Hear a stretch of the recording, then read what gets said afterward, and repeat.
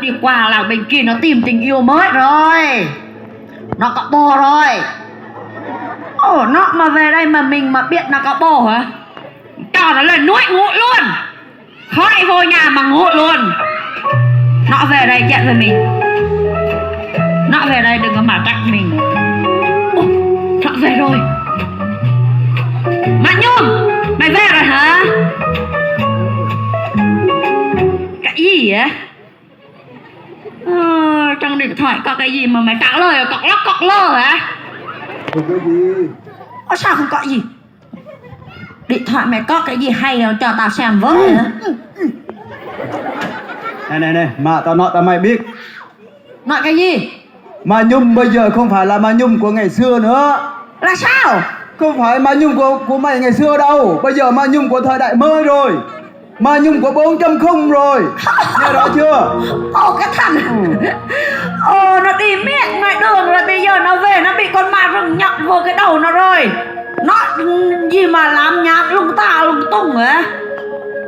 Mà tao biểu mày đi làm giấy tờ mày làm xong chưa? Chưa.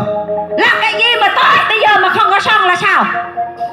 Thì lúc chiều tao có đi làm mà tao quên mất cái giấy tờ ở nhà. Thế tao lại phải quay về lại. Mạng Nhung sao tao nói miết mày không có nghe tao hả? Đi làm cái giấy tờ là nó khó lắm. Mà tao biểu mấy lần rồi, đi làm là phải kiểm tra cho nó đầy đủ chứ. Đi mà làm không đầy đủ rồi như thế là sao được chứ? Được rồi. Mày đi qua làng bên kia mày tìm tình yêu mới đúng không? Mày có bồ rồi đúng không? Cái thằng Mạng Nhung nó có bồ rồi. Mày Mạng Nhung có bồ, nó có bồ rồi mà mình nói rồi. tao làm gì có cái bồ mới nào chứ. Tao đi xem văn nghệ hay quá nên tao về mua. Nghe đâu mà xem chứ. Văn nghệ ở trong làng mình kia kìa. Đó mày lừa tao đó thấy không? Các anh chị em đội chương trình lưu động của nhà hát ca mối nhạc tổng hợp Đàm Sang về làng mình phục vụ văn nghệ đó. Thôi đi mày lừa tao. Mày không chịu đi làm cái giấy tờ mày đi coi cái nhạc. Mày lừa tao, tao không tin mày. Chú này, mệt mày quá, tao đâu phải đi xem ca nhạc không thôi đâu. Chứ làm gì? Tao còn ở đó để chờ nghe các cô chú ấy tuyên truyền về thủ tục cải cách hành chính nữa đó. Cái gì? Cải cách. Từ xưa tới giờ tao chỉ có nấu cơm với cà chua, cải ngọt, cải cay là củ cải thôi. Làm gì có cái củ gì mà cái củ cải cách đó. Mày lừa tao Chú trời, tao không biết nói cho mày như thế nào cho mày hiểu đi. Tao chỉ biết là tao ở đó nghe các cô chú ấy tuyên truyền cho bà con nhân dân mình là bắt đầu từ bây giờ mình không phải lặn lội lên tới cái ủy ban xã nữa để làm cái giấy tờ, mà mình chỉ cần việc ở nhà bấm cái điện thoại là xong. Mày nói cái gì mà làm Nãy gì? giờ tao cũng đang làm để nộp hồ sơ đây này. Làm gì có cái chuyện mà bớt cái điện thoại mà nộp được cái hồ sơ chứ. Đi tới tận nơi kia mày còn làm miết còn không xong gì mà đòi nộp cái điện thoại mà làm được hồ sơ hả? Thì đó, đây mới là cải cách, mới là đổi mới đó. Mày phải tin tao, tin các cô chú ấy tuyên truyền chứ. Mày nói như thế thì người ta xây cái ủy ban ra rồi người ta xây cái văn phòng ra làm gì cho tốt cái tiền ra chứ. Đừng có lừa tao, tao không tin đâu.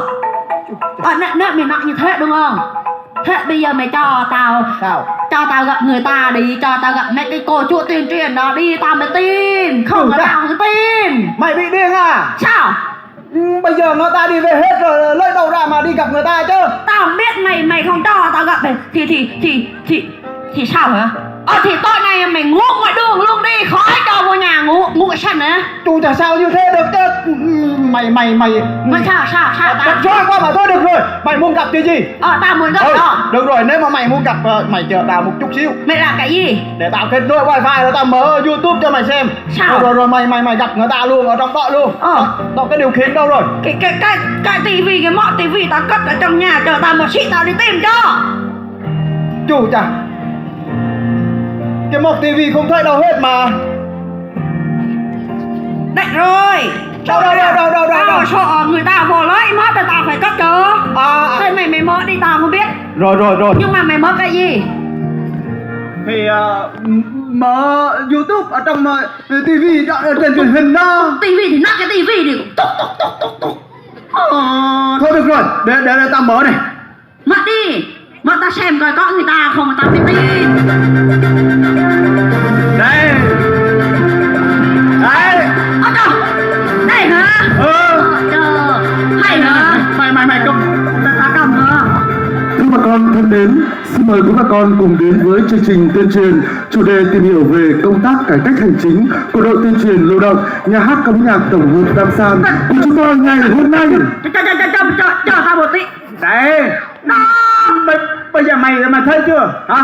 Đó tao nói mày lừa tao mà mày cứ cãi tao không à? Sao lại lừa mày? Hôm nay mày nói với người ta là mày xem người ta ở trên ủy ban xã đúng không? Coi cái nhắc trên ủy ban xã đúng không? Thế sao bây giờ người ta ngồi trong cái tivi rồi? Mày lừa tao sao tao tin?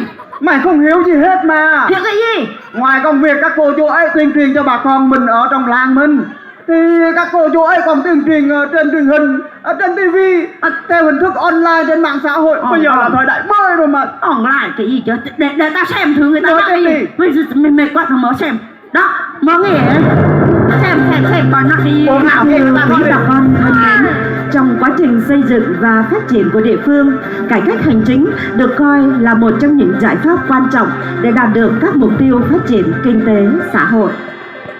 Cải cách hành chính nhằm đảm bảo tính pháp lý, hiệu quả, minh bạch, công bằng trong khi giải quyết công việc hành chính, nhằm loại bỏ những thủ tục rườm rà, dễ bị lợi dụng để tham nhũng, gây khó khăn cho nhân dân. Chờ tao một xị. Đấy. Thì ra hả? Như thế hả? Thế là cải cách là đổi mới đó.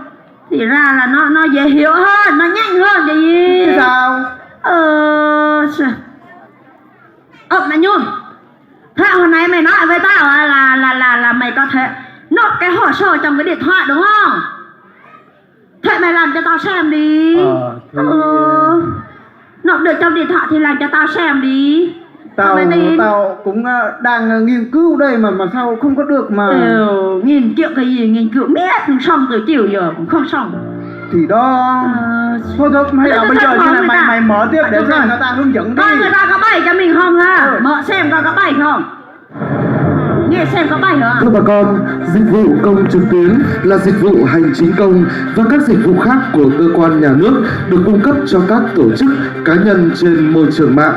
Để có thể nộp hồ sơ trực tuyến, bà con hãy truy cập vào trang web dịchvucông.gialai.gov.vn. Cái gì chấm cái gì tao thấy chấm Dịch vụ công .gia lai .gov chấm cái gì .vn nè. Đó. Chấm mà Nhung. Sao? Chấm ít thôi. Chấm như thế mặt lắm mà sao mà chịu được cho. Chú. Chấm vừa thôi cho chấm gì chấm ít. Mày biết làm sao đó? Sao? Dấu chấm ở đây là để người ta truy cập vào trang thông tin điện tử của tỉnh. Đâu phải 110 đâu mà mang. Thế là dấu chấm hả? Dấu chấm á. Sao mà tao biết được cho thôi, nghe người ta nói cái gì hả? Mở đi. Nghe xem á. Bước thứ hai, bà con cần tạo một tài khoản bằng cách điền đầy đủ thông tin và nhấn vào nút đăng ký. Tao nghe thấy đăng ký cái gì á? Tao thấy đăng ký cái gì á? Đầy đủ thông tin. Rồi nhân vào nút đăng ký. Nè. Được chưa? Rồi. Xong chưa? Rồi, tiếp đi. Xong rồi nè. Xong rồi, tiếp đi. Nghe tiếp rồi, nghe tiếp hả? Nghe tiếp xem thế nào ấy. Bước thứ ba, chọn cơ quan và thủ tục nộp hồ sơ trực tuyến. Tao nghe thấy cái gì hồ sơ á? Rồi, cơ quan trước đã chọn cơ quan nè. Cơ quan. Rồi làm cái gì? Hồ sơ á? Nộp, xong luôn. Rồi. Được luôn hả? Đó, xong rồi. Sao mà được hay thế hả? Tiếp đi. Nghe này, coi cái gì tiếp hả? Sao lâu thế? Bước thứ tư, chờ thông tin phản hồi và thanh toán lệ phí trực tuyến. Cái gì mà bây giờ thanh toán là cái gì? Rồi chờ thông tin phản hồi. Phản hồi hả? Có rồi. Thanh toán nè. Thanh toán nè. Thanh toán là trả tiền á hả? Trả tiền trong cái điện thoại được luôn hả? Chứ sao, bây giờ là thời đại mới mà trả tiền ở trong điện thoại luôn. Sao mà hay thế hả? Nghe tiếp coi là cái gì hả? Làm cái gì tiếp hả? Bước cuối cùng, bà con có thể nhận kết quả trực tuyến hoặc gửi qua đường bưu điện. luôn á. Với cái gì á? Gì? Mày làm sao hả? Mình Nhung à, thành công rồi nè. Thành công rồi. Hay hả? Sao mà hay thế hả? Đấy, bây giờ mày tin chưa hả? Thì cũng có tin rồi. Thế là mấy cái cô chú mà tuyên truyền lưu động của nhà hát Đàm San á, người ta bày cho mình nhiều cái hay, cái đổi mới của đảng, của nhà nước hay quá hả? Chứ sao? Hay thế hả? Bây giờ đất nước mình có nhiều cái mới rồi. Rồi Sao hả? văn hóa thông tin cũng phải đổi mới luôn thì nhân dân ta mới đỡ phải vất vả như trước đây chứ. Mày nói cái vất vả tao mới nhớ hả? Cái hồi đó cái lúc mà cái con Covid nó xuất hiện, nó làm khổ bà con mình á. Có ai dám ra ngoài đường đâu, suốt ngày có trốn trong nhà thôi. Đúng rồi. Thèm xem cái ca nhạc ở ủy ban xã cũng có ca nhạc mà xem đâu cho. Mà tao nhớ cái lúc đó mày có mở cái tivi cho tao xem mấy cái cô chú tuyên truyền lưu động này nè. Cũng có diễn ca nhạc nè, cũng có mua có hát nè, rồi có cái tuyên truyền mà làm sao mà để mình phòng chống cái con Covid đó. Đúng rồi. Đó. Đúng người đấy ta là thông tin văn hóa thời đại mới. Thì ra là như thế mà tao không nhớ ra hả? Mẹ Nhung. Sao?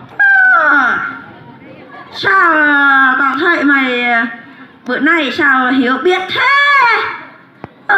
Sao biết nhiều thứ thế? Chú, bà con thấy nó yêu mình lâu lắm rồi mà bây giờ nó mới khen. Cho tao nói cái này mày sao? Bữa nào mày chỉ cho tao hiểu biết với được không? Biết cái điện thoại nè. Bữa nay mày đặt đòi sử dụng công nghệ thông tin nữa hả? Chứ sao? Thì tao cũng muốn biết nhiều như mày, muốn biết nhiều như người ta để mà đi vô làng rồi đi qua hàng xóm bà con mình còn chỉ cho người ta biết luôn. Đúng rồi, nếu mà như thế thì nhấp đi. Mày hiểu hả? Đồng ý. Mày nhớ bài cho tao hả? Bây giờ mình coi tivi tiếp hả? Mở tiếp đi. Coi tiếp mấy cô chú nói cái gì đúng không? Nghe xem mà nó Thưa bà con, trong những năm qua, tỉnh Gia Lai đã triển khai nhiều giải pháp đẩy mạnh công tác cải cách hành chính, đào tạo, bồi dưỡng đội ngũ cán bộ, nhân viên liên tục tư duy, sáng tạo những cách làm mới, không chỉ đem đến những sản phẩm nghệ thuật tinh thần mà còn tích cực tuyên truyền sâu rộng các chủ trương đường lối của Đảng đến cho bà con nhân dân bằng nhiều hình thức mới.